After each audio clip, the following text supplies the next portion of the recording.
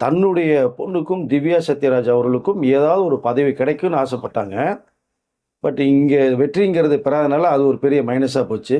இப்போவும் ஏதாவது ஒன்று கிடைக்கின்ற ஒரு நம்பிக்கை அடிப்படையில், ஏன்னா ஒரு சத்யராஜ், திவ்யா சத்யராஜ் தவிர வீட்டில் வந்து இன்னொரு ஓட்டு விழுந்திருக்கேன் சிபி சத்யராஜ் அவர்கள்ட்ட. அவருடைய ஓட்டு, அவருடைய மனைவி ஓட்டு, அவருக்கு வேண்டியப்பட்ட ஓட்டுலாம் எங்கேருந்து வந்தது? இப்போ மக்களை வந்து நீங்கள் ஒரு கான்ஃபரன்ஸ் மீட்டிங் ஒன்று போட்ட விஷயம் இருக்குது. அது அதிகள்கிட்ட நேரடியாக விஜய் அவர்கள் சொன்னது என்னன்னு கேட்டிங்கன்னா, 6 மாதத்துக்குள்ள தமிழ்நாடும் சரி, சென்னை வந்து வேற மாதிரி ஒரு கடத்தை கொண்டு போகணும். எப்படி?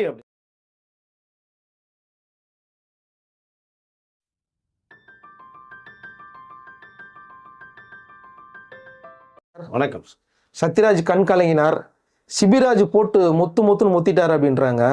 அது மட்டும் இல்லாமல் இப்போ 6 மாதம் தான் டைமு. அதுக்குள்ளே இங்கே ஊர் ஃபுல்லாகவே எல்லா ஃபெசிலிட்டியும் மாற்றணும், ஃபுல்லாக டோட்டலாக க்ளீன் பண்ணணும் அப்படிங்கிற மாதிரி ஒரு முக்கியமான ஆர்டர் ஒன்று போட்டிருக்காரு சிஎம் சார் சொல்கிறாங்க. குறிப்பாக பெரம்பூரில் வந்து அவருக்கான ஆஃபீஸ் ரெடி ஆயிடுச்சு. எப்போ சார் உள்ளே குடி போக போகிறாரு, ஆஃபீஸ் எப்போ ஓப்பன் பண்ண போகிறாரு விஜய் சார்? சத்யராஜ் ஒரு நடிகருங்கிறது வந்து எல்லாருக்குமே தெரியும். அவர் ஒரு வீரன் அப்படிங்கிறது வந்து சில பேருக்கு தான் தெரியும்னு நினைக்கிறேன். ஆனால் வீரன்னா நீங்கள் வேறு எதாவது எடுத்துக்காதீங்க. நான் அந்த வீரன் சொல்லலை, சத்யராஜ் வீரன் அப்படிங்கிற மாதிரி நான் சொல்லிக்கல விரும்புகிறேன். இப்போ என்னென்னா, இந்த பாகுபலி படம் வந்து கர்நாடகாவில் ரிலீஸ் ஆகிறதுக்காக டேட்டில் அனௌன்ஸ்மெண்ட் கொடுத்துட்டாங்க. ஆனால் இந்த பாகுபலி படத்தை வந்து கர்நாடக மக்கள் வந்து ரிலீஸ் பண்ணக்கூடாதுன்னு மிகப்பெரிய ஒரு எதிர்ப்பு குரல் ஒன்று கொடுத்தாங்க. அவன் படம் எப்படி ரிலீஸ் ஆகுது பார்த்துருவான். உடனே தயாரிப்பாளர் செய்தி போகுது. உடனே சத்யராஜ் அவர்களுக்கு உடனே ஃபோன் கால். ஏப்பா சத்யராஜ், என்னப்பா நம்ம படத்தை வந்து கன்னட ரிலீஸ் பண்ண விட மாட்டேன்றாங்க, எனக்கு பல கோடி நஷ்டமாக வரும். என்ன காரணம், என்ன விஷயம்?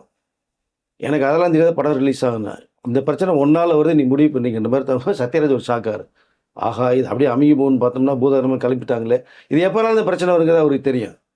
டக்குனு சந்தர்ப்பம் எதிர்பார்த்தாங்க, அந்த பிரச்சனை கிளப்பிட்டாங்க. பட் எதிர்ப்பு குரல் மிகப்படுது, படம் ரிலீஸ் ஆகாது அப்படிங்கிறது. இப்போ ஒரு வழியே இல்லை சத்யராஜ் அவர்களுக்கு. அப்போது தயாரிப்பாளர் இந்த மாதிரி ஒரு கண்டிஷன் பண்ணணும்னா அவர் என்ன ஒரே ஒரு முடிவு பண்ணுறாரு, நீங்கள் கொடுத்த பணத்தை வாங்கிக்கங்க, என்னுடைய எடுக்கப்பட்ட காட்சியில் வேணால் நீங்கள் எடிட் பண்ணி தூக்கிடுங்க. ஏன்னா என்னுடைய கொள்கை ரொம்ப முக்கியம், தமிழ்நாட்டு மக்கள் எனக்கு ரொம்ப முக்கியம், தமிழ்நாடு ரொம்ப முக்கியம். நான் பேசுகிறதுக்கெல்லாம் அவங்கள்ட்டெல்லாம் மன்னிப்பு கேட்க முடியாது. படத்தை ரிலீஸ் பண்ணுங்க, பண்ணாமல் போகிறேன் அப்படிங்கிற அளவுக்கு நீங்கள் பேசியிருப்பான்னு நினைக்கிறீங்களா? அதுதான் கிடையாதுங்க. இந்த 23ஆம் புலிகேசி படத்தில் வடிவேல் ஒரு சீன் போருக்கும் போது தாமுகாவில் டபான்னு விழுந்துட்டு இருக்கும்போது ஒரு விஷயம் டைலாக் சொல்லுவாங்க, அப்பா அவன் விழுந்துட்டாப்பா, போய் தலையை விட்டுருங்கப்பா அப்படின்னு போகிறது மாதிரி. சத்யராஜ் அவர்கள் வந்து இதெல்லாம் எதிர்பார்ப்பார், பேசுவார். இல்லாமல் டக்குன்னு ஒரே ஒரு விஷயத்தான் பண்ணார். ஒரு வீடியோ வரைக்கும் வீடியோவில் ரொம்ப அவர் பேசுகிறாரு. நான் வந்து ஒரு இதாக ஒரு விஷயத்தை நான் பேசிட்டேன், அது பெரிய விஷயமா நீங்கள் எடுத்துக்காதீங்க, அது அதோடு இருக்கட்டும் அப்படின்னு பேசி அவருடைய மன்னிப்பை பயங்கரமாக கேட்டார். அது இப்போ வரைக்கும் நீங்கள் பார்த்தீங்கன்னா தெரியும். அப்போது இவருடைய கொள்கை என்ன, இந்த வீரனுங்கிறதுக்கு என்ன, அவர் எடுத்துக்கிட்டது என்ன, பேசுனது என்னங்கிற விஷயம் ஒரு விஷயக்காக பேசினார்.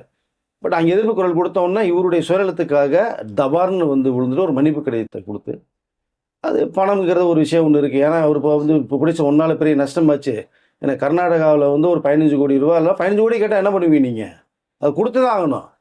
அப்போ ஒரு விஷயத்தை சொல்லிட்டோம்னா எல்லாமே சேஃப் ஆகிக்கலாம்னு சொல்லி ஒரு மிகப்பெரிய ஒரு மன்னிப்பை கேட்டார். அதுதான் வீரன் வந்து சொன்னது காரணமே அதுதான். இதை அப்போது தமிழ்நாட்டு மக்கள் பெருசு இல்லை, அவர் பேசுகிறது பெருசு இல்லை, அதனுடைய கொள்கை பெருசு இல்லை, பணம் மட்டுமே முக்கியங்கிற அந்த ஒரு கண்ணோட்டத்தை தான் நான் பேசுகிறேன். இப்போ நிறைய பேசின விஷயங்களுக்கான விஷயத்தை நான் சொல்ல வந்தேன். நினைத்தேன் நீங்கள் இது ஒரு பக்கம் போகுது. இன்னொரு பக்கம் பார்த்தீங்கன்னா மிகப்பெரிய ஒரு போராட்டத்தை வந்து நம்ம இயக்குனர் மணிவண்ணன் அவர்கள்லாம் அவரோட ரொம்ப ஃபிட்டு, அவரெல்லாம் சேர்ந்து ஒரு போராட்டம் பண்ணுறது மாதிரி ஒரு விஷயம் வேறு அடுத்து போகிறாங்க. அப்போ ஆட்சி வேறு. இந்த போராட்டத்தில் எடுக்கும்போது இவருடைய இதுனா காவல்துறைக்கெல்லாம் தகவல் போய் உள்ளே வர்றது மாதிரி சூழல் வரும்போது திடீர்னு ஆள் எஸ்கேப். நம்ம ஒரு போராட்டத்தில் கலந்துட்டு அதில் வந்து ஏதோ வந்து காவல்துறை ஆக்ஷன் எடுத்துட்டா என்ன பண்ணுறேன்னு சொல்லி அந்த போராட்டத்துலேருந்து விலகி போனோம். இவரை நம்பி உட்காந்தவங்களாம் பெரிய சிக்கலில் மாட்டாங்க. இல்லை வீரன்னா எப்படி இருக்கணுங்கிறதுக்கு எடுத்துனாமல் இந்த போராட்டத்தில் எஸ்கேப் ஆகி போன ஒரு விஷயம் ஒன்று இருக்குது. இன்னொரு முக்கியமான ஒன்று சொல்லிக்கல விரும்புகிறேன். இந்த ஈமுக்கோழின்னு ஒரு மேட்ரு ஒன்று இருக்குது. கோயம்புத்தூரில் கொங்கு மண்டலத்தில் மிகப்பெரிய விற்கப்பட்டு அதில் ரொம்ப ஈடுபாடு கொண்டவர்கள் வந்து அந்த ப்ரொமோட் பண்ணுறதுக்கு எவ்வளோ பேரை வச்சு இந்த ஈமுக்கோழியுடைய அந்த ப்ரொடக்ஷன் வந்து நிறைய விஷயங்கள் எடுக்கிறாங்க. அந்த ஈமுக்கோழி மேட்டரில் சத்யராஜ் அவர்கள் வந்து அந்த விளம்பரத்தில் நடிக்கிறாங்க. ஈமுக்கோழி நீங்கள் வளர்த்து பண்ணீங்கன்னா நீங்கள் இவ்வளோ விஷயங்கள் வந்து உங்களுக்கு வந்து வரும், நடக்கும், பணம் கிடைக்கும், உங்களுக்கு பொருளாதாரம் வேறு மாதிரி போகும். 2வது அந்த ஈமுக்கோழிகளுடைய வந்து அதை எடுத்து பண்ணால் எவ்வளோ வந்து லட்சக்கணக்கான வருமானம் வருங்கிற மாதிரிலாம் நிறைய விஷயங்கள் பண்ணுறாங்க. சத்யராஜ் கொங்கு மண்டலத்தை சேர்ந்தவர். கொங்கு மண்டல மக்கள் வந்து அதை நம்புகிறாங்க. அது இன்ன வரைக்குமே நிறைய பிரச்சனைகள் போயிட்டுருக்கு நிறைய நடிகர்களுக்கு. அதை விளம்பரப்படுத்துகிறார். அப்புறம் இந்த ஈமுக்கோழியில் எவ்வளோ ப்ராப்ளம் வந்ததுங்கிறது விஷயம் தெரிஞ்சதுக்கு பிறகு இவர் என்ன பண்ணுறதுன்னு தெரியாமல் ஆஃப் ஆகிறாரு. இது சம்மந்தமாக தான் அதில் வந்து நிறைய விவசாய குடும்பத்தை சேர்ந்தவங்க ரொம்ப ஏழ்மையானவர்களாக வட்டிக்கு கடனை வாங்கி இந்த ஈமுக்கோழியில் பல ஆயிரக்கணக்கான ரூபாய் முதலீடு பண்ணாங்க, பல லட்சங்கள் முதலீடு பண்ணாங்க. எல்லாமே அம்போ. கடைசியில் அவர் சொல்கிறதுனா, சத்யராஜ் நீங்கள் சொன்னீங்கன்னா நாங்கள் கடனை வாங்கி வட்டிக்கு வாங்கி லட்சங்களை செலவு பண்ணி பண்ணோம் அப்படிங்கிற விஷயத்தை அவங்க கையில் எடுக்கிறாங்க. இது நிறைய ஒரு பிரச்சனையாகி அதுக்கப்புறம் ப்ரொமோட்டரை அதை அரெஸ்ட் பண்ண விஷயங்கள்லாம் உங்களுக்கு தெரியாத. இவர் இந்த சந்தர்ப்ப விஷயத்தில் ட்ராவல் பண்ணி கொண்டு போகிற மாதிரி இருக்கும்போது இது ஏன் நான் சொல்ல வரேன்னா, ஜனநாயகன் படத்தில் விஜய் அவர்கள் பண்ணும்போது அந்த டைரக்டர் எச் வினோத் வந்து அவருடைய ஃபஸ்ட்டு படமான சதுரங்க வேட்டை நட்டி ஹீரோ. நிறைய ஸ்கேம் சம்மந்தப்பட்ட விஷயங்கள் தான் படமே பண்ணியிருப்பார். மக்கள் எப்படி ஏமாறுறாங்க, மக்களை ஏமாத்துறது யார் அப்படிங்கிறத ஹைலைட்டாக பண்ணியிருப்பார். ஃபஸ்ட்டு படமே சக்கப்போடு படித்தவங்களுக்கு அதை. பட் அதனுடைய விளைவாய் அந்த ஈமுக்கோழி மெட்ரோ அதில் வந்து பயங்கர ஸ்கேமை சொல்ல வர்றார். அப்போ அது வந்து சத்யராஜ் மேலே திரும்புது. அப்போ ஒரு ஸ்கேம் நடக்குது அப்படின்னா, ஒரு பிரபலமான ஒருத்தர் வந்து ஆட் கொடுத்து மக்களை ஏமாத்துறாங்கன்னா, அந்த படம் வந்து சக்கப்போடு படித்தவங்களுக்கு அதை சதுரங்க வேட்டை. அதெல்லாம் அந்த ரைஸ் புல்லிங் மெட்டரில் வேறு பண்ணியிருப்பாங்க உங்களுக்கு அதை. இப்போ வினோத்துக்கும் சத்யராஜுக்கும் அங்கே ஒரு சின்ன ப்ராப்ளம் இருக்குது. நமக்கு ஏற்கனவே மறைஞ்சு போன ஒரு விஷயத்தை வந்து இவர் வெளி உலகத்துக்கு கொண்டு ஃபோக்கஸ் பண்ணிட்டாரு அப்படிங்கிற அந்த ஒரு தாட்ஸ் தான். அப்போ பணம் பணம் பணம் சொல்லிட்டு அந்த ஒரு மேட்ருக்கில் தான் இந்த ஈமக்கோழி விளம்பரத்தில் நடித்தது காரணமே ஒன்று தான். இது தவிர ஒரு வீரன்னு சொன்னேன், போராட்டத்தில் கலந்துட்டு ஓடி போனதை சொன்னோம், நம்ம அதை எஸ்கேப் பண்ணது. ஈமக்கோழியில் மக்களை ஏமாத்துகிற ஒரு விஷயத்தை ஒன்று நடந்தது. இப்போது சத்யராஜ் அவர்கள் வந்து ஒரு நடிகன், ஒரு வீரனை தவிர்த்து ஒரு மகா நடிகன் அப்படிங்கிறதுக்கு வந்து இப்போ சமீபத்தில் ஒரு விஷயம் ஒன்று நடந்தது. ஏன்னா மகா நடிகன் படத்தில் நடித்தவர் அவர் வந்து பார்த்ததெல்லாம் தெரியும் ஒரு நடிகனாக எப்படி இருப்பாங்கிறது. இப்போது ஒரு 3 நாளைக்கு முன்னாடி வந்து நடந்த ஒரு மேட்டில் வந்து அவர் மைக்கை பிடிச்சிக்கிட்டு அழுத ஒரு விஷயத்தை நம்ம பார்த்துருப்போம். அது உண்மையிலேயே அவர் அதை ஃபீல் பண்ணி அழுதாரா அப்படின்னா இல்லை, ஒரு நடிகராக தான் என்னுடைய பார்வைக்கு தெரிஞ்சது அதை. ஸோ மகா நடிகனாக என்னன்னு காரணம் கேட்டால், மக்கள் அதை ஓட்டு போட்டவர்களை பற்றி நிறைய அவர் பேசுனது, சாபவிட்டதெல்லாம் நீங்கள் பார்த்துருப்பீங்க. அப்போது இங்கே எதற்காக வந்து இப்போது எந்த கட்சியிலுமே இல்லைன்னு அவர் சொல்லிட்டு இப்போ ஒரு கட்சியில் இருக்கேங்கிற விஷயத்த சொல்லிட்டார். ஆனால் நீங்கள் அந்த கட்சியில் வந்து இந்த லியோனி மாதிரி அவர்களுக்கெல்லாம் ஆட்சி வந்ததுக்கு பிறகு நிறைய பதவிகள் கொடுக்கப்பட்ட ஒரு விஷயம் ஒன்று இருந்தது. அது மாதிரி தன்னுடைய பொண்ணுக்கும் திவ்யா சத்யராஜ் அவர்களுக்கும் ஏதாவது ஒரு பதவி கிடைக்கும்னு ஆசைப்பட்டாங்க. பட் இங்கே வெற்றிங்கிறது பெறாதனால அது ஒரு பெரிய மைனஸாக போச்சு. இப்போவும் ஏதாவது ஒன்று கிடைக்கின்ற ஒரு நம்பிக்கை அடிப்படையில், ஏன்னா ஒரு ஸ்டெப் எடுத்தாச்சு, அதன் பிறகு தான் போகணும்னு சொல்லி இன்றைக்கி வந்து அவர் நிறைய விஷயங்கள் பேசுகிறத பார்க்கும்போது, பிரச்சாரன்ற பேர் வந்து முன்னாடி ஒன்று பண்ணீங்க, பின்னாடி இப்போ ஒன்று பண்ணிகிட்டு இருக்கீங்க. ஆனால் இவர் எங்கேருந்து பிரச்சாரம் ஆரம்பிச்சிருக்கணும் முதல்ல கேட்டோம்னா, அவருடைய வீட்டிலேருந்து தான் ஆரம்பிச்சிருக்கணும் நான் சொல்லிக்கல இருந்தேன். ஏன்னா இப்போ அவர் வீட்டில் வந்து யாரை எதிர்த்து இப்போ நிறையா குரல் கொடுத்து பேசிகிட்டு இருக்காரோ, அவர் வீட்டிலேருந்தே ஓட்டு சத்யராஜ், திவ்யா சத்யராஜ் தவிர வீட்டில் வந்து இன்னொரு ஓட்டு வந்திருக்கே சிபி சத்யராஜ் அவர்கள்ட்ட. அவருடைய ஓட்டு, அவருடைய மனைவி ஓட்டு, அவருக்கு வேண்டியப்பட்ட ஓட்டுலாம் எங்கேருந்து வந்தது? இப்போ மக்களை வந்து நீங்கள் ஓட்டு போட்டவர்களை வந்து நீங்கள் ரொம்ப கஷ்டப்படுவீங்க, நீங்கள் படாத பாடுபடுவீங்க மாதிரி ஒரு விஷயத்தை நீங்கள் சொல்லும் போது, அந்த ஓட்டு போட்ட ஒரு லிஸ்ட்டில் சிபி சத்யராஜ் இருக்கார். இப்போ சிபி சத்யராஜையும் நீங்கள் வந்து அதை சாபம் விடுறது மாதிரி தான் இருக்கு இப்போ இதை. அப்போது நீங்கள் அந்த ஓட்டு போட்டவர்கிட்ட நீங்கள் திரும்பி ஓட்டு வாங்குறதுக்கு என்ன வழிமுறையோ அதை பண்ணாமல் நீங்கள் சாப ஓட்டை எப்படி எடுத்துக்கிறது? ஸோ இப்போ நான் இங்கே இன்னொரு விஷயத்த சொல்லிக்கிறேன். இப்போ நீங்கள் ஓட்டுங்கிறது வந்து நீங்கள் வெளியில் போய் கேட்குறது ஒரு பக்கம், ஆனால் நீங்கள் உங்கள் அந்த ஓட்டை நீங்கள் வீட்டிலேருந்து ஆரம்பித்தாலும் சிறப்பாக இருக்கும். உங்கள் வீட்டிலே ஓட்டு எதிர்போட்டு விழுந்திருக்கு, கிட்டத்தட்ட ஏகப்பட்ட ஓட்டு விழுந்திருக்கு. இதுக்கு ஒரு சின்ன எக்ஸாம்பிள் எடுத்துட்டோம்னா, வைகோ அவர்கள் வீட்டிலே பார்த்தீங்கன்னா விஜய் அவர்கள் தான் அத்தனை ஓட்டுமே விழுந்திருக்கு. அவரே வேற சொல்கிறார். உங்கள் வீட்டிலேருந்து ஒரு ஓட்டை ஆரம்பிக்கிறத விட்டுட்டு ஊரில் போய் நீங்கள் ஓட்டை பிரித்து இப்படி தான் ஒன்று அப்படி தான் ஒன்று சாபம் ஓட்டு போட்டோவில் போய் சாபம் வருங்கிறது வந்து அது வந்து ஏற்றுக்கொள்ளவே முடியல. நீங்கள் வந்து இவ்வளோ போகிறீங்க. சிபி சத்யராஜ் என்ன பண்ணார், இன்ஸ்டாவில் ஒரே ஒரு பதிவு போட்டார். அவருடைய சகோதரி ஒரு விஷயத்தை கேட்குறாங்க, விஜய் அவர்கள் நாட்டுக்கு என்ன பண்ணீங்க, மக்களுக்கு என்ன பண்ணீங்க கேட்கும்போது அதுக்கு விளக்கத்தை வந்து சிபி சத்யராஜே கொடுக்குறாரு, வேறு யாருமே கொடுக்கல. இன்ஸ்டாவில் பெரிய லிஸ்ட்டே போட்டார், என்னென்ன விஜய் அவர்கள் பண்ணினாங்க, ரசிகர் என்ன பண்ணி வரைக்கும் என்ன பண்ணியிருக்க விஷயத்த சொன்ன பல கோடிகள் கொடுத்துருக்க விஷயத்த சொல்கிறார். அவர் இன்ஸ்டாவில் பதிவு போட்டு அவர் ஒரு பக்கம் வந்து விஜய்க்கு ஆதரவாக ஓட்டை பூரா வாங்கிட்டு போயிட்டார். நீங்கள் இந்த பக்கம் ஒரு பக்கம் பேசி பேசி ஓட்டை காலி பண்ணிட்டீங்க. நீங்கள் பேச பேச தான் இங்கே விஜய் அவர்களுக்கு ஓட்டு அந்த வங்கி அதிகமாக போகிறதுக்கு காரணமே அதுதான். முதல்ல நீங்கள் வீட்டிலேருந்து அந்த ஓட்டுகளை வாங்குறதுக்கு முயற்சி பண்ணணும் இனிமேலாவது. இப்போ இதுக்கு அடுத்து எனக்கு வந்து இதுக்கு முன்னாடி ஒரு ஞாபகம் எனக்கு வருது. எனக்கு அமைதிப்படைன்னு ஒரு படம் பண்ணார். அந்த படம் யாருக்காக யாரை இன்ஸ்பிரேஸ் பண்ணி ஒரு படம் பண்ணுங்கிறது எல்லாருக்குமே தெரியும். நீங்கள் பார்த்தீங்கன்னா தெரியும். அப்போது மணிவண்ணன் அவர்கள் சத்யராஜ் அவர்கள் தான் உட்காந்து கதை எழுதுறாங்க. 2 பேரும் தான், இவர் டைரக்ட் பண்ண அவர் ஓகே பாரு, அவர் பண்ண இவர் ஓகே பாரு, 2 பேருமே ஈக்குவல் ஸ்ட்ரென்த் உள்ள 50-50 தான் ஷேர் பண்ணாங்க. பட் அமைதிப்படம் எதுக்காக அந்த சமயத்தில் உருவானது? நிறைய நடிகர்கள்ட்ட போய் வந்து சரியாக பண்ண மாட்டாங்க, கேட்க மாட்டாங்க. ஆனால் இங்கே சத்யராஜ் இது பண்ணுவார், இதை சத்யராஜ் பண்ணால் சிறப்பாக இருக்கும் அப்படிங்கும்போது நீங்கள் அதை ஒத்துக்கிட்டு தான் பண்ணார் அமைதிப்படையை. இப்போ கூட படம் இருக்கு, நீங்கள் பார்த்தா தெரியும். அப்போ அதோட அந்த அல்வா கொடுத்தது யாருக்கு? அதில் பேசுகிற டயலாக் யாரை வச்சு எழுதுறது, யாரை தாக்கி எடுக்கப்பட்ட படம் அமைதி படங்கிறது உங்களுக்கு தெரியும். அந்த ஓட்டுப்பட்ட மக்களுக்கும் தெரியும். இப்போ கூட பார்த்தீங்கன்னா ரீரிலீஸ் பண்ணுறாங்க அந்த படத்தை சமீபத்தில். அதில் உட்காந்து கூட சத்யராஜ் அவர்கள் பேசின விஷயங்கள் இருக்குது. நீங்கள் அதை அப்போ நீங்கள் வேற ஒரு நோக்கத்தை எடுக்கப்பட்ட இப்போ ரீலீஸ் பண்ணுற அவசியம் இல்லை. நான் இங்கேயும் ஒரு சம்பவத்தை நான் சொல்லிக்க விரும்புகிறேன். ஸோ இங்கே விஜய் அவர்கள் வந்து டபுள் ஆக்ஷனில் ஒரு படம் பண்ணுறாங்க. அதில் ஒரு கேரக்டர் வந்து வில்லன் கேரக்டரு. அப்போ முக்கியமான வந்து ரிப்போர்ட்டர்ஸ் எல்லாம் கேட்கும்போது கூட பார்த்தா விஜய் அவர்கள் சொல்கிறது என்னென்னா, எனக்கு வில்லன் கேரக்டர்லேயே அமைதிப்படை சத்யராஜ் அவர்கள் பண்ணது ரொம்ப பிடிக்கும். எனக்கு அது ரொம்ப நாள் அந்த மாதிரி கேரக்டர் பண்ண ஆசைப்பட்டேன். கரெக்டாக கதை சிக்கிச்சு நான் பண்ணுறேன். இது நான் பண்ணுறதுக்கு காரணமே வந்து சத்யராஜருடைய அந்த மாடுலேஷன் பிடிச்சது எனக்கு அப்படின்னு சொல்கிறாரு. இதுக்கப்புறம் பார்த்தீங்கன்னா சத்யராஜுக்கு முன்னாடியே பார்த்தீங்கன்னா அவரோட ரொம்ப குறைவான வயசில் பேத்தி மாதிரி இருக்கிற வயசுல நிறைய ஹீரோனோட படம் பண்ணார். படம் எல்லாமே ஃப்ளாப் ஆச்சு. மிகப்பெரிய ஒரு கேப்பு. ஷூட்டிங் எல்லாமே வீட்டில் இருக்க படமே இல்லாமல் இருக்கார். இப்போ விஜய் அவர்கள் இந்த ஒரு மேட்ரை சொல்ல போய் தான் எல்லார் மாதிரியும் சத்யராஜ் முகம் திரும்பி சத்யராஜ் பிஸி ஆகுறாரு. நிறைய படங்கள் கமிட் ஆகுறாரு.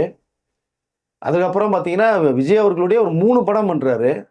நண்பா படம் பண்ணுறாரு, தலைவா பண்ணுறாரு, மெர்சல் பண்ணுறாரு. 3 படமே ஹிட்டு. பட் இந்த அமைதிப்படை ரிலீஸ் அப்போ நீங்கள் வந்து நான் சும்மா இருந்தப்போ வந்து விஜய் அவர்கள் சொன்னதனுடைய விளைவாக தான் எனக்கு படமே நிறையா வந்தது அப்படிங்கிறத வந்து சத்யராஜ் அவர்களே சொல்கிறாங்க. அதுவே இருக்குது. நீங்கள் அப்படி ஒரு விமர்சனம் நீங்கள் பண்ணுறீங்க. இன்றைக்கி வந்து ஓட்டு போட்டு இன்றைக்கி விஜய் அவர்கள் முதலமைச்சரை வச்சதுக்கு நீங்கள் மக்களுக்கு ஓட்டு போட்டு ஒரு சாபத்தை விட்றீங்க. உங்களுடைய இந்த கால்குலேஷனை எப்படி இருக்குது? அதை எனக்கு என்னமோ விஜய் அவர்கள் ஒரு ஃபேவராக ஓட்டு போட்டு இவரும் போயிட்டார், பட் தன்னுடைய பொண்ணுக்கு ஏதாவது ஒரு பதவி வரணுங்கிற ஒரு நோக்கத்தோடு இப்போ இவருடைய செயல்பாட்டு இருக்காங்கிறதா எல்லாத்தையுமே இது சந்தேகம் வருது.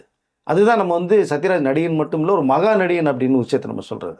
இப்போ அழுது கூட பார்த்தீங்கன்னா அது வந்து என்ன சொல்கிறோம், ஆர்டிஃபிஷியலாக தான் இருக்கு. அவர் அழுறது கூட பார்த்தா ஒரு உணர்வுபூர்வமாக இல்லைங்கிறது தான் தெரிய வருது. அதை ஸோ இப்போ எனக்கு என்ன ஒரு வருது அப்படின்னா, நீங்கள் சத்யராஜ் அவர் வந்து ஒப்பாரி வச்சு அழுதுகிட்டு அது ஒரு ட்ராமா போடுறது மாதிரி தான் தெரியுது. இது இன்னொரு பக்கம் பார்த்தீங்க அப்படின்னா அவருடைய பையன் சிபி சத்யராஜ் வந்து மனைவியோட போய் தமிழக முதலமைச்சரை சந்தித்து வாழ்த்துக்களை சொல்லி ஃபோட்டோஸ் எடுத்து அந்த ஃபோட்டோ வந்து அவருடைய இன்ஸ்டா பதிவில் போட்டுட்டு அவர் பக்கம் ரொம்ப ஹாப்பியாக சந்தோஷமாக இருக்கார். இவர் ஒரு பக்கம் ஒப்பாரி வச்சுட்ருக்காரு. எனக்கு என்னமோ ஒரு டவுட்டாக இருக்குது. பி டீம்னு சொல்கிறது யார் அப்படிங்கிறது. இப்போ சத்யராஜ் அவர்கள் தான் பி டீமா அப்படிங்கிற மாதிரி தான் என்னுடைய பார்வைக்கு தெரியுது. அதை அதனால் சத்யராஜ் அப்படிங்கிறது வந்து ஒரு மகா நடிகன் அப்படிங்கிறதுக்கு வந்து இந்த சம்பவம் வந்து பார்க்கும்போது எனக்கு தோணுச்சு. அதனால தான் பல விஷயங்கள் எடுத்து நம்மளுடைய நேயர்களுக்கு சொல்லணும்னு விரும்பினேன். சத்யராஜ் அவருடைய பண்ணது எப்படி என்னங்கிறத நம்ம நேயர்கள் நீங்கள் பார்த்துட்டு தான் இருப்பீங்க, பார்த்துருப்பீங்க. இப்போ உங்களுடைய பதிவுகளை நீங்கள் போடுங்க. அப்போ தான் அது அவருடைய கவனத்துக்கு போகும், அவரும் பார்ப்பார். அப்போ நம்ம பண்ணது கரெக்டாக இல்லை, மக்கள் என்ன நினச்சிட்டு இருக்காங்க அப்படிங்கிறத அவரு புரிஞ்சுக்குவார். ஸோ மக்கள் வந்து ஓட்டு போட்டு புரிஞ்சுக்குவாங்க. இப்போ இதில் இன்னொரு விஷயம் என்னன்னு பார்த்தீங்கன்னா, இந்த கட்டப்பா ஏற்கனவே சொன்னேன். கட்டப்பாவில் வந்து பார்ட் 2 வருங்கிற மாதிரி ஒரு விஷயத்தை பண்ணும்போது கட்டப்பாவில் அவர் என்ன கேரக்டர் பண்ணியிருப்பாரு உங்களுக்கு தெரியாத. அது படமாக பார்க்க வேணாம், அது ரியலாக பார்த்தீங்கனாலே புரியும் என்ன சூழ்நிலைன்னு சொல்லி. இப்போ நம்ம சொன்னது வந்து கட்டப்பா மாதிரி நம்ம பேசுனது ஒரு சத்யராஜ் பற்றி ஒரு பார்ட் 1 தான். நீங்கள் பார்ட் வேணும்னா நம்மளுடைய நேயர் வந்து நீங்கள் உங்கள் கருத்துக்களை பதிவு பண்ணுங்கள். அப்போ வந்து அவரும் பார்ப்பார். அப்போ நம்ம கட்டப்பா பார்ட் 2ங்கிறத பற்றி நம்ம சத்யராஜ் பார்ட் 2 பற்றி நிறைய விஷயங்கள் இருக்குது, நம்ம கொஞ்சம் பேசலாம். அடுத்த வீடியோவில் நான் பேசுகிறேன் உங்களுக்கு சார். இப்போ தமிழக முதலமைச்சராக விஜய் அவர்கள் முதலமைச்சர் ஏற்ற பிறகு பற்றி நிறைய விஷயங்கள் பண்ணிகிட்டு இருக்காங்க. நம்ம நிறைய சொல்லியிருக்கோம், இனிமேல் பேசுகிறோம். இப்போ முக்கியமாக பார்க்க போனோம்னா இந்த கார்ப்பரேஷன், அதாவது சிஎம்னுடைய நேரடி பார்வையில் இந்த பொறுப்பை வந்து அந்த டிபார்ட்மெண்ட் வந்து சிஎம் கையில் எடுத்துட்டாங்க.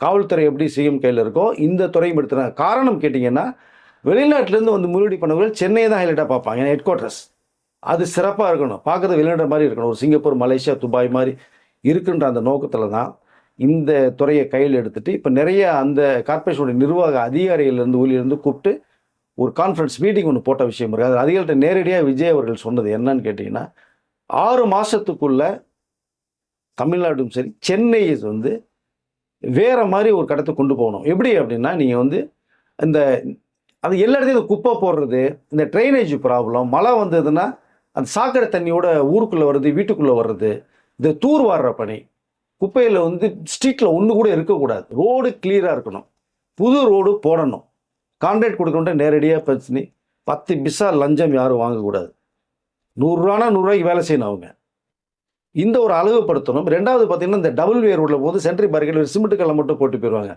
அதில் நல்ல ஒரு மணலை போட்டு செடிகள் மரங்களில் வச்சு பூக்களை வச்சு பசுமையை கொண்டு வரணும். பார்ப்பதற்கே ஒரு எழில்மிகு தோட்டத்தில் அழகாக இருக்கணும் அப்படிங்கிறது. அப்போ தான் காற்று, தூய்மையான காற்று வரும். நீங்கள் இது பார்க்குறது ஒரு சின்ன சாதாரணமாக தெரியும், ஆனால் இவ்வளோ விஷயங்கள் இருக்குது இதுக்குள்ளே. சென்னை மாநகரத்தை வேறு மாநிலமாக கொண்டு போகணும், வெளிநாடு மாதிரி கொண்டு போகணும். இந்த துறையில் யார் யார் ஊழல் செஞ்ச அதிகாரிகள் எத்தனை வருஷமாக ஒரு இடத்துல உட்காந்துருக்காங்க, எல்லாம் மாற்றம் செய்யணும் தான் ககன்தீப் சிங் பேடி அவர்கிட்ட கூப்பிட்டு ஒரு பேசின விஷயம். அவர்களுக்கு இந்த துறையில் எல்லாருமே தெரியும், யார் எத்தனை வருஷம் இருக்காங்க, என்னென்ன பண்ணிட்டு இருக்காங்க, என்ன இங்கே ஊழல் லஞ்சம் நடந்துகிட்டு இருக்கு, சந்து முதலாக அவருக்கு தெரியும், என்னென்ன ஃபைல் வந்து அப்படியே போட்டு கிடக்கு, இது எப்படி எடுத்து என்ன பண்ணணும். அப்போ நிறைய இதில் இப்போ வந்து நிறைய அதை மாற்றம் செஞ்சுட்டாங்க, தூக்கி அதாவது வேறு இடத்துக்கு ட்ரான்ஸ்ஃபர் பண்ணிட்டாங்க. இப்போ புது அதில் வர போகிறாங்க இப்போ அதை. ஸோ இந்த மக்கும் குப்பை மக்காத குப்பை இந்த வீட்டில் இருக்கிறவங்க கொஞ்சம் சுத்தமாக வச்சுக்கணும். நீங்கள் பிரித்து கொடுத்தீங்க அப்படின்னா அதை நீங்கள் குப்பை கிடங்கில் போடும்போது அதை ரீசைக்கிள் பண்ணி வேற ஒரு கடத்துக்கு கொண்டு போகணும், ஸ்ட்ரீட் அங்கேயே போட்டு போயிடக்கூடாது. இது எல்லா அதிகாரிகளும் வந்து நீங்கள் ஒரு ஏசி ரூமில் போய் நீங்கள் ஒரு 10 மணிக்கு வந்து ஆஃபீஸ் டைம் உட்காந்துட்டு போகிறதுக்கான வேலையில் இது இல்லை. அதில் 7 மணிக்கு நீங்கள் வீட்டில் புறப்படும் போதே நீங்கள் ரோட் சைடு போகணும், ரோட்டில் என்னென்ன வேலை நடந்துகிட்ருக்கு, அந்த ரோடு நல்லா இருக்கா, ரோடு போடுறவங்ககிட்ட போய் இது என்ன போடணும், இங்கே குப்பை இருக்கா, அங்கே இது இருக்கா, ரோடு, இவ்வளோ விஷயங்களை நேரடி பரவாயில்ல 7 மணிக்கு நீங்கள் போய் எல்லாம் பார்த்துட்டு இன்ஸ்பெக்ஷன் முடிச்சுட்டு தான் ஆஃபீஸ் வரணுங்கிற அந்த ஒரு விஷயத்தையும் போட்டிருக்காரு.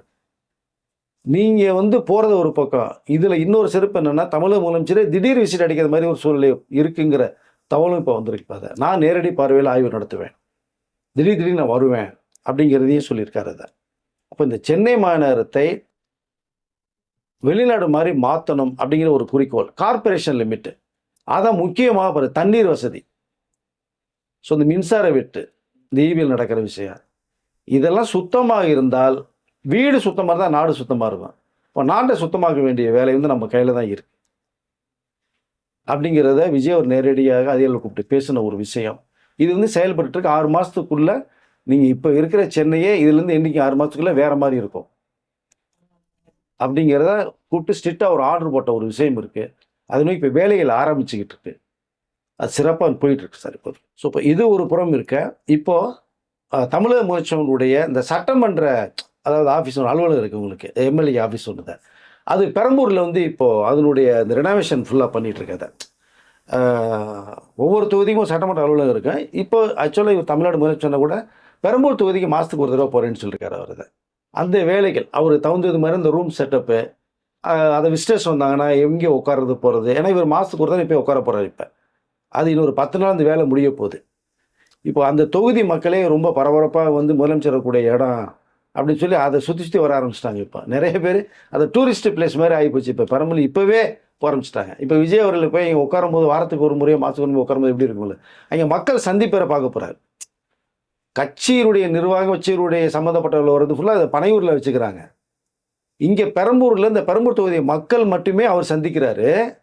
ரெண்டாவதாக பார்த்தீங்கன்னா அவர் ஆஃபீஸில் போய் மட்டும் உட்கார மாதிரி எண்ணம் இல்லை, அலுவலகத்துக்கு போய் மக்கள் குரலை கேட்டுட்டு நேரடியாக பார்த்துட்டு ஒவ்வொரு தெருவிலையுமே பெரம்பூர் ஒவ்வொரு ஏரியாவுக்குமே போகிறது மாதிரியான ஒரு சூழ்நிலை உருவாக்க தான் ஒரு சார்ட் ரெடி பண்ண சொல்லியிருக்காங்க. நான் எல்லா இடத்துக்கும் போகணும், பெரம்பூரில் அத்தனை பேர் வேணால். பெரம்பூரில் பார்த்தீங்கன்னா வியாசார்பாடி பக்கத்தில் சர்மா நகரில் தான் ஆஃபீஸோட வேலை நடந்திருக்கு. அங்கே தான் விஜய் அவர்களுடைய அலுவலகம் திறக்க போகுது. இந்த பெரம்பூர்லேயும் இதுலேயும் மழை காலம் வந்ததுன்னா தண்ணி நின்றும். அது வியாசார்பாடிலாம் தண்ணியே போல இடங்களுக்கு அதெல்லாம் சீரமைக்கணும்னு சொல்லிட்டார். உடனடியாக அந்த மழை காலத்துக்கு முன்னாடி எல்லாமே பண்ணணும். ஏன்னா இதுக்கு முன்னாடி பெரம்பூரில் வந்து வெள்ளை நிற்கும் போது பார்த்தீங்கன்னா விஜய் அவருடைய ரசிகர் மன்றமாக நற்பெண் மன்றம் இருக்கும்போது வந்து அவர்கள் எவ்வளோ உதவிகள் அந்த வெள்ளை சமயத்தில் 3-4 நாட்கள் வந்து உதவி பண்ண விஷயம், நிறைய சாப்பாடு பால் வாங்கிக்கிறது, பசங்களை ஸ்கூலுக்கு கூட்டு போகும்போது கொண்டு போன விஷயங்கள்லாம் இவ்வளோ நிறையா பண்ணிட்டு இருக்காங்க. இப்போ இந்த அலுவலகம் வந்ததுக்கு பிறகு பெரம்பூரே பார்த்தீங்கன்னா ஒரு குட்டி சிங்கப்பூர் மாதிரி மாற்றணும் அப்படிங்கிறது மாதிரி ஒரு தாட்டில் அவருடைய வேலைகள் போயிட்டுருக்கு. இதில் ரெண்டாவது பார்த்தீங்கன்னா அந்த டிஸ்டன்ஸ் ஒன்று ஏற்கனவே சொல்லியிருந்த ஒரு வீடியோவில் வேறு நீலாங்கர்லேருந்து ஒரு 17 கிலோமீட்டர் வர்றதுக்கு அந்த டைம் எடுக்குதுன்னு இவர் 9:55க்கே இந்த டிஃபன் கீரோட வந்துடுறாருங்க.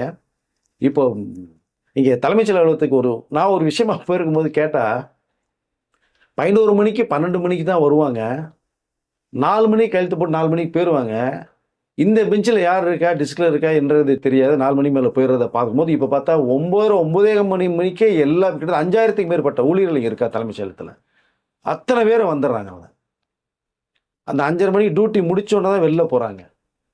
பட் அதனால் இவர் இந்த 9:50க்குள்ளே வந்துடுறதுனால ஸோ இதுக்குள்ள ஒரு சின்ன விஷயத்துக்குள்ளே இந்த சினிமாக்குள்ளே போயிட்டு வரலான்னு பார்க்குறேன். விஜய் அவர்கள் வந்து ஹீரோ பண்ணிட்டு இருக்கு பார்த்தோம்னா வாரிசு படத்தினுடைய ஒரு ப்ரொமோஷனில் வந்து பேசும்போது வீட்டுக்கு கணேசன் சொல்லியிருப்பாங்க. இந்த பீஸ்ட் படம் ஷூட்டிங் அப்போ நெல்சன் அவர்கள் சொன்னதை பார்த்தா 7:30 மணிக்கெலாம் வந்துருங்கப்பா, நீங்கள் விஜய் அவர்கள் வந்து 9 மணிக்கு வர சொல்லிடுங்க, அதுக்கு முன்னாடி உங்களுக்கு வேண்டிய சீன்ஸ்லாம் எடுத்துருவேன், அவர் வந்தோன்னு அவர் ஷாட் போகணும் அப்படின்ட்டு. பட் 40 நாள் ஷூட்டிங்கில் இருந்தேன் நான். 40 நாளும் வந்து விஜய் அவர்கள் வந்து ஒரு தடவை பீட் பண்ணணும்னு பார்த்தா என்னால் முடியவே இல்லை. எங்களுக்கு ஒரு அரை மணி நேரத்துக்கு முன்னாடி அவர் வந்து உட்காந்துடுறாரு, மேக்கப் போட்டு ரெடியாக உட்காந்துருப்பாரு, டைரக்டர் கூப்பிட்டு நான் போகணும்னு சொல்லி. அப்போ இந்த சரியான நேரத்துக்கு வரணும், தயாரிப்பாளருக்கு நஷ்டம் வரக்கூடாது, ஒரு இயக்குனர் கஷ்டம் வரக்கூடாதுன்னு ஷூட்டிங் அப்போவே பண்ணவர். இப்போ தமிழருடைய பொறுப்பு முதலமைச்சர் இருக்கும்போது எப்படி இருக்குன்னு நினைக்கிறேன். ஆனால் ஒரு 9:50 55க்கெலாம் வந்துடுறாரு டிஃபன் கேரியரோட. அப்போ நம்ம முன்னாடி ஒன்று தலைமைச்சல் எல்லா பேருமே வந்த அந்த ஒரு விஷயத்தை நம்ம பார்க்குறோம். அதனால் என்னென்னா இப்போ சீக்கிரமே வர்றதுக்காக வந்து போயஸ் கார்டனில் ஒரு வீடு ஆல்ரெடி நம்ம வர்றது மாதிரி ஒரு தகவல் சொல்லியிருந்தோம். இப்போ அந்த வேலைகளும் போயிட்டு இருக்கிறதா எனக்கு ஒரு செய்தி வருது. இப்போது பாய்ஸ் கார்டனில் வந்தோம்னா அது வந்து யார் யார் இருந்த இடங்கிறது உங்களுக்கு தெரியும். இப்போ முதலமைச்சராக வந்ததுக்கு பிறகு அங்கேருந்து ஈஸியாக சட்டசபைக்கு போகிறதுக்கு வாய்ப்புகள் இருக்கிறதுனால அங்கே ஒரு வேலை நடந்துகிட்டு இருக்கு. இந்த பக்கம் சட்டசபை அலுவலகம் ஒரு பக்கம்.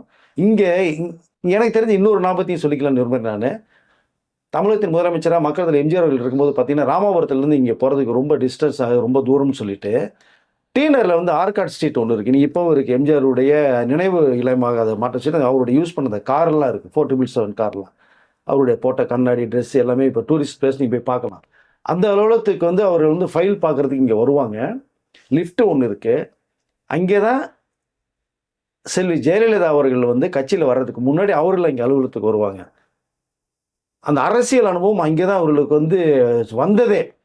இப்போ அங்கே வந்து கவர்மெண்ட் ஆஃபீஸோட ஃபைலெல்லாம் பார்த்துட்டு நேரடி சட்டசபைக்கு அந்த கூட்டத்துக்கு போகணும்னு நினச்சவர் எம்ஜிஆர் அவர்கள். அதுக்காக இங்கே ஒரு அலுவலகம் திறக்கப்பட்டது. அது மாதிரி தான் இப்போ விஜய் அவர்களும் பார்த்தோம்னா இங்கே பாய்ஸ் கார்டனில் ஒரு வீடு வச்சிட்டோம்னா பக்கமாக இருக்கும். பெரம்பூர் தொகுதி மக்கள் இது கட்சி நிர்வாகம் சந்திக்கிறது மட்டும்தான் பனையூர். ரெண்டாவது அந்த நீலாங்கிறது நம்ம போய் தங்குறதுக்கு மட்டும்தான் அந்த வீடு. பட்டினப்பாக்கத்தில் ஒரு ஆஃபீஸ் இருக்குது. நீங்கள் பார்த்தீங்கன்னா ஒரு ஃப்ளோரே எடுத்திருக்காங்க. அதில் முக்கியமான தலைவர்கள் வந்தால் போனாங்கன்னா அங்கே ஒரு சந்திப்பு. இப்போ 4 விதமாக பிரிச்சிட்டார் அவர்.